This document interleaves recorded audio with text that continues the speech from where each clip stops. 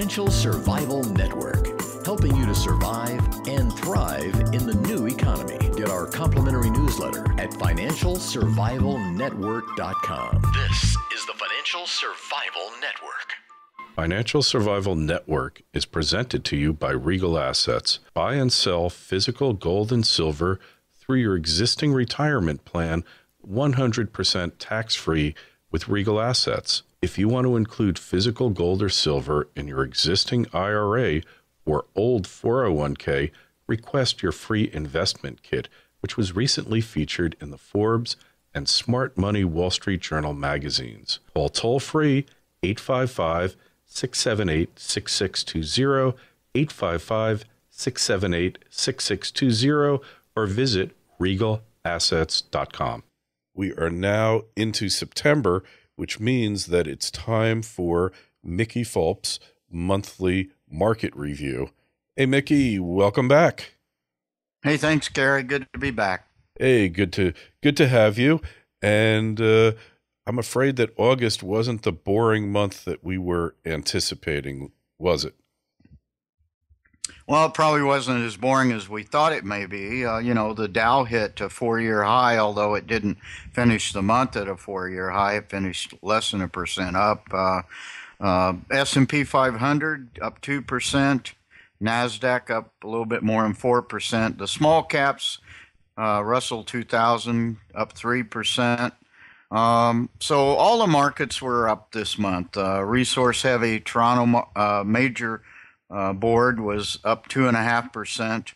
And lo and behold, the Toronto Venture Exchange, we were worried about the summer doldrums in August, and really the summer doldrums happened in June, and the market was up 5% on the Toronto index. Now it's still down 16% year to date.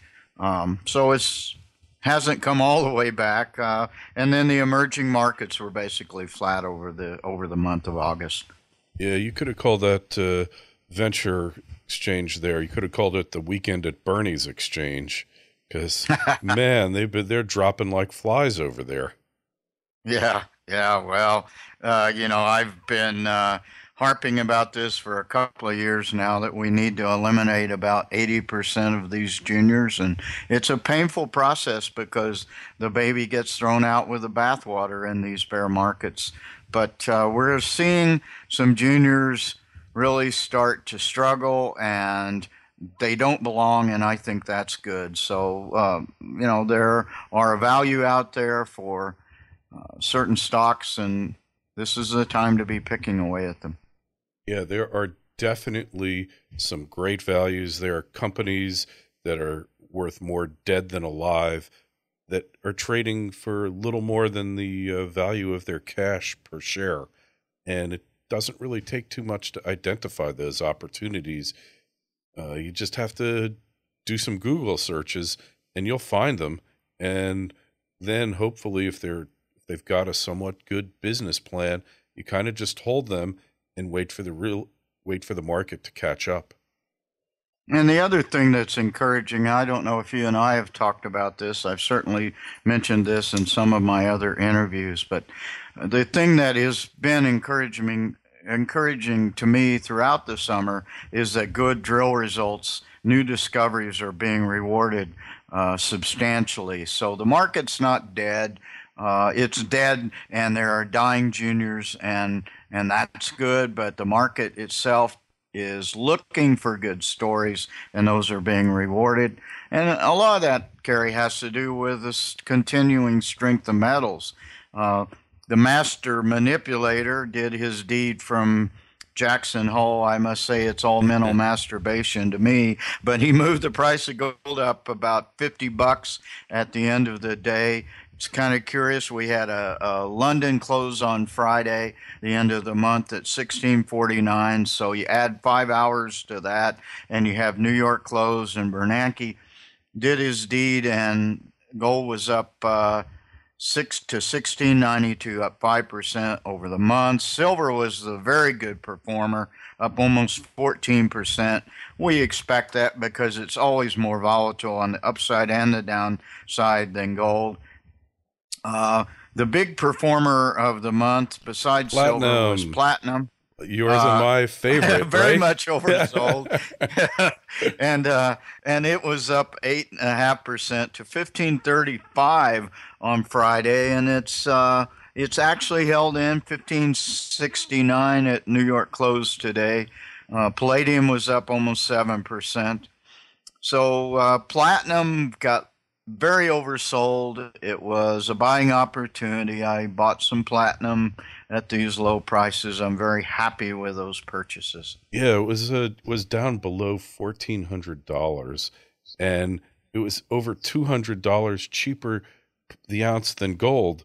I mean, that ratio must have hit an all-time low. We always talk about ratios because that really helps you put the relative markets into perspective. Well, it was at 0.88 at the end of July, and it's rebounded to 0.93 now. So platinum is making a comeback. It still hasn't gotten, except for a brief time back in February or March, if memory serves, hadn't gotten back to where we expected with a ratio of at least one. But we'll see. Patience. With and with all these strikes and labor difficulties in South Africa, it's still curious to me why platinum hadn't started to roar. But we just look at these as buying opportunities. For the broader markets, we always look at copper as with its PhD in economics, and it's still reflecting the tepid economy of the world, in my opinion. It's been flat and really range bound this entire year, basically between 330, 335, and 390. Settled in at the end of the month at 343. This despite U.S. smelters producing near historic lows. There's lots of maintenance. There's only 3 smelters still producing refined copper in the U.S. Exports were strong, and inventories remain low. So that tells us, even though economies are not humming along as we would like, there is still an underlying strong demand for copper. Going into energy issues, those were really the real performers over the month. Both Brent and WTI up about 10%. Gas took a step back. I think that was probably expected because it had something on the order of 45 to 50% gains total over the last 3 months.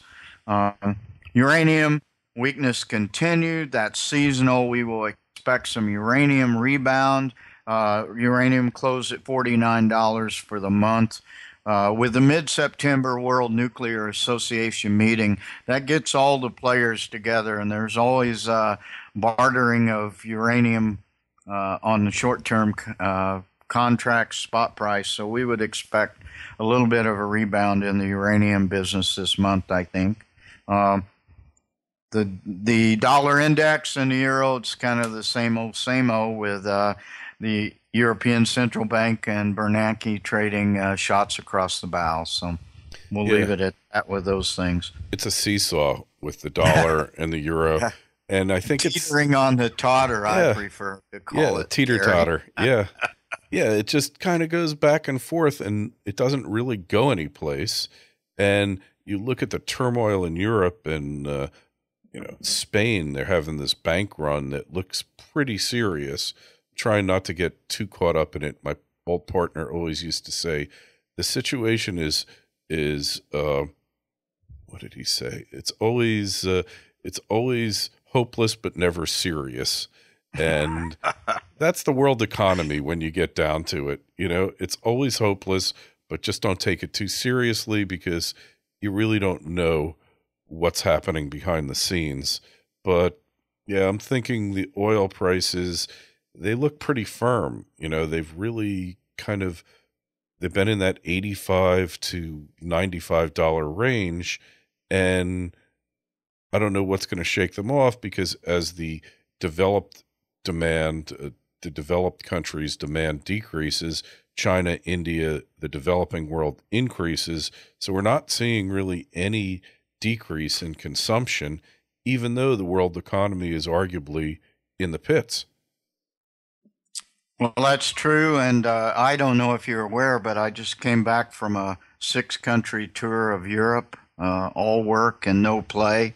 Um, I found that I could travel. I did travel all the way through those six countries, and a couple of them were just stopovers in airports, but I did spend time on the ground in four countries. I made the entire trip without ever exchanging a euro or a dollar for a euro. I lived on my American Express card and good old US dollars. And I'll tell you, Carrie, there was only one place where my US dollars were not welcomed, and that was Dresden. And as far as I'm concerned, it's still part of East Germany. The difference between Eastern Yeah. Germany, Dresden, and Western Germany and Frankfurt is night and day. Uh, the taxi cab driver was not very fond of taking my U.S. dollars in for that taxi ride, but in Spain, my U.S. dollars were welcomed. And your American Express card too, right? Absolutely. I think I had to use my Visa twice when I got somebody, a cab driver or someplace. I guess that was actually in Spain. The cab driver didn't take American Express, but everywhere else, I was able to do that and came home with a couple of good Spanish bottles of wine and some fantastic cheeses, and it's a party at my house now. Oh, it sounds great. I love Spanish wine. It is the best value per bottle of just about any wine from a major wine producing country out there. I mean, the Riojas, but hey, we're not dealing with wine futures yet, are we? Maybe that's for the next show. We probably could add that. It's I used to actually buy wine futures of some of my favorites, but that was a few years ago. So, yeah, initially when they started it, it seemed to have been a better deal than it became over the years. And now with the internet, you can get some good deals on wines that you never could before. There's a cognac that I love that is almost impossible to find in New York. I went on the internet and I looked all over the country for it, and I found it in a place in New Jersey, believe it or not. And you can do things like that you couldn't do a few short years ago. So the internet, the great equalizer, the great consumer purchasing tool, and if you got that and an American Express card, you really don't need much else. and friends in Northwest Spain who own restaurants and used to be wine stewards in London always helps too, Carrie. Oh, hey, well, I'll have to go make some of them. Well, hey, till next week, till next month, Mickey, we will see where these markets head. But man, if they're anything like August, we're going to see some real fireworks. That's for sure. Well, it could be, and we've stated all summer long. And in fact, starting in April in Chicago, if memory serves, I saw no catalysts on the horizon to move the junior resource sector except Labor Day when people come back to work. And the markets are looking stronger, and so we'll address that idea at the end of the month, and I look forward to talking to you at that time, Carrie. Hey, you too, Mickey. You be well. I will see you in a couple of weeks at Hard Assets Chicago. I look forward to that, Carrie. Hey, you too. Be well, Mickey.